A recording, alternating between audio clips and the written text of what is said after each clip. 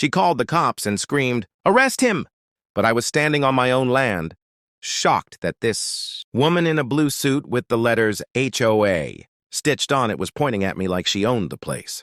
Behind her stood an entire wedding party, dressed in gowns and tuxedos, staring at me as if I was the intruder. I looked at the cabin I had built with my own hands years ago, every log reminding me of weekends spent hammering nails and hauling wood, and yet this stranger was yelling that I had no right to be there. My heart was pounding, but not out of fear, out of disbelief. How could anyone be this bold, this entitled? She jabbed her finger toward my chest and shouted, "This cabin is reserved for our wedding, and you're trespassing." The bride gasped as if I had ruined her perfect day. The groom tightened his jaw, and a few guests whispered in confusion. I wanted to laugh at the absurdity, but the way she spoke made my skin crawl. She wasn't asking, she was demanding, like she had some legal right over me. I clenched my fists, forcing myself to stay calm.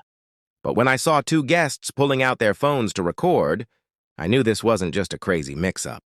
It was about to turn into a full-blown war. And somehow I was the villain in their eyes. I stepped forward, trying to keep my voice steady, and said, "This is my property. I built this cabin, and no one reserved anything." But Karen's eyes widened with fake shock, as if I had just confessed to some terrible crime. "Don't lie!" she barked, turning to the crowd. "I told you all he would try this. He thinks he owns the mountain, but the HOA controls every inch of it. And today, this cabin belongs to us." Gasps spread through the guests, some nodding as if her words held truth, others frowning in doubt. My blood boiled. I had fought for my country, spent years overseas defending freedom, and now I was being told I couldn't even stand on my own land. I could feel my pulse hammering in my ears as she smirked, pulling out a piece of paper and waving it in the air. "Here's the notice. This cabin was reserved for our community wedding, and he's trespassing." I snatched a quick glance at the document. It wasn't official, just some letterhead she had printed with HOA stamped across the top. The nerve of her!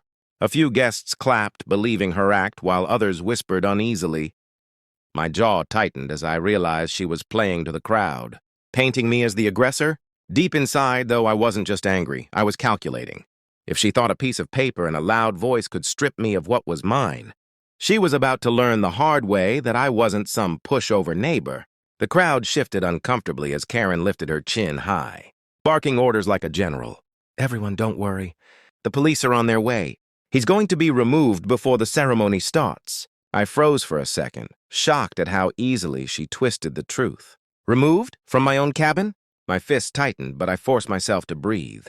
Losing my temper would give her exactly what she wanted, a scene that painted me as dangerous. I looked at the bride, her perfect white gown shimmering under the sunlight, and she whispered nervously to her groom, "Are we really allowed to be here?" He gave her a stiff nod, clearly unsure himself, but too proud to admit it. That was the moment I realized Karen had probably lied to them too, selling the fantasy that she had control over this place. I raised my voice so everyone could hear, "Listen carefully, this is my property. She doesn't own it, she doesn't control it, and she sure as hell can't rent it out for a 100-guest wedding." Some guests lowered their eyes, doubt spreading across their faces. Karen saw it too, and panic flickered in her expression. Without hesitation, she grabbed her phone, holding it high as if it were a weapon. "Then we'll let the law decide," she shouted. "I'm calling 911 right now." The crowd gasped again, the bride looked pale, and my stomach churned. It wasn't fear, it was the fury of knowing this woman was about to waste police time just to feed her ego. Karen pressed the phone to her ear, pacing like she was a queen delivering commands. "Yes, officer, we have a trespasser at our wedding venue," she announced loudly so everyone could hear. My blood ran hot, but I kept still, letting her spin her web. The bride looked horrified now, clearly realizing her venue wasn't what Karen promised. The groom muttered something under his breath, but Karen silenced him with a glare. Minutes later, the wail of sirens cut through the mountain air. Guests parted nervously as a patrol car pulled up the dirt road, dust swirling around it. Karen's smug smile grew wider. "Finally, the law will deal with you," she sneered. The officer stepped out, hand resting near his holster, scanning the scene with confusion. "Who's the property owner here?" he asked firmly. Karen rushed forward before I could speak. I am in charge. This man is trespassing and trying to ruin our wedding." The officer narrowed his eyes, clearly not convinced, and then looked at me. Calmly, I pulled out my wallet and handed him my ID along with the deed I always carried in my truck. "This cabin is mine," I said, voice steady. "And she's the one trespassing?" The officer's brows furrowed as he examined the papers. Karen's smile cracked, but she quickly raised her voice. "Don't listen to him. The HOA controls this land, and I'm the president." But the officer didn't move. And I could tell this battle wasn't going the way she had planned. The officer held the deed in his hands, turning it slowly as if weighing truth against performance. Karen wouldn't stop talking, her voice sharp enough to cut glass. "He forged that. I told you, this whole area is under HOA control. We reserved it months ago.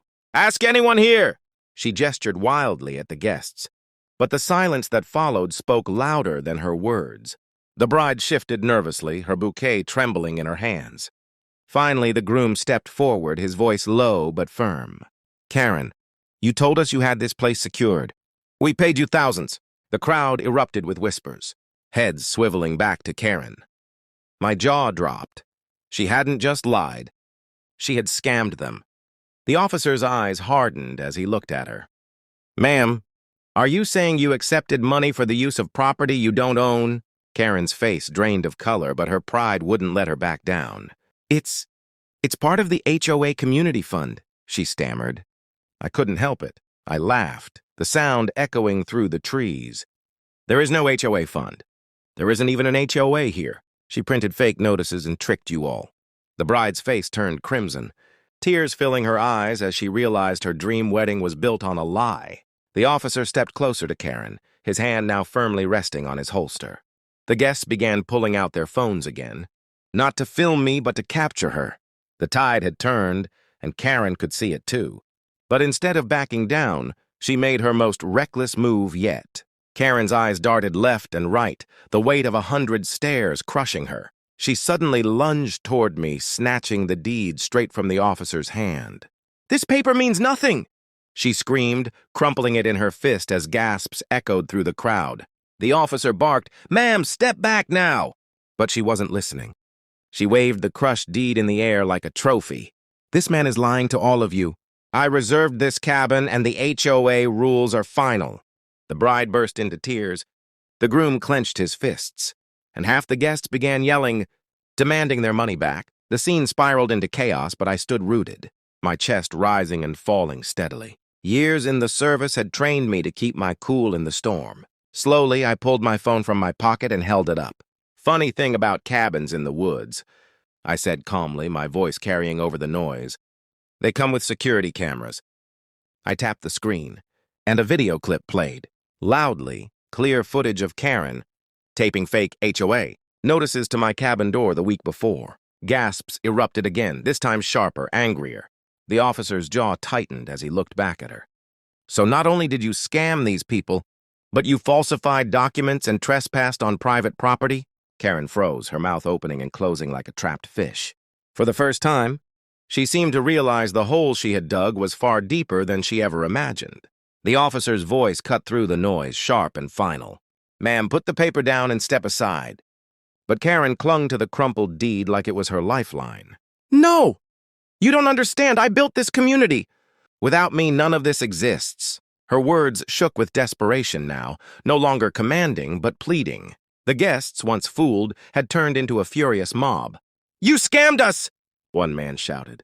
"You ruined her wedding," another woman cried, pointing at the sobbing bride. Phones recorded from every angle, catching every ounce of her downfall. The officer moved closer, his patience thinning. "Ma'am, last warning. Hand it over or I'll place you under arrest." Karen's eyes flicked toward me, full of venom, and she hissed, "This isn't over. You think you've won, but you'll regret crossing me." I didn't flinch. I just met her gaze and said evenly, "I fought real enemies overseas. You're just noise." Gasps rippled through the crowd, and Karen lunged forward like she wanted to strike me. That was it.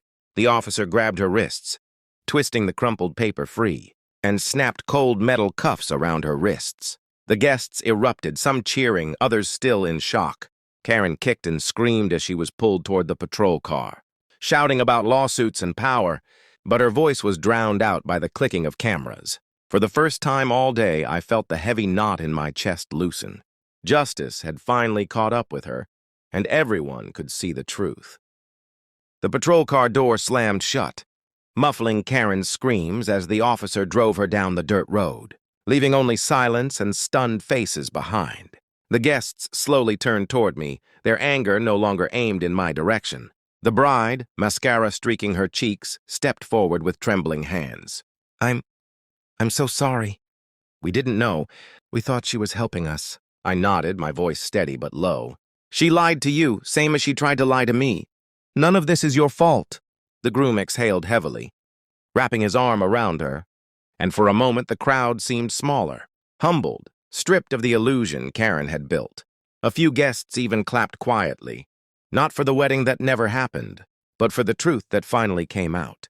I looked at the cabin, the logs glowing in the sunset, and a deep pride swelled in my chest. I had bled for my country, fought for its freedoms, and I wasn't about to let someone like her strip away what those sacrifices meant. With a steady breath, I said what had been burning inside me all along. I didn't fight overseas just to be told. I can't stand on my own land. The words hung heavy in the air, and for the first time, everyone understood. The bride whispered, "Thank you," and the crowd slowly dispersed, leaving me alone with my cabin. Justice had been served, my land was safe, and the mountain was quiet once more. But deep down I knew, people like Karen never stop. They just wait for their next chance.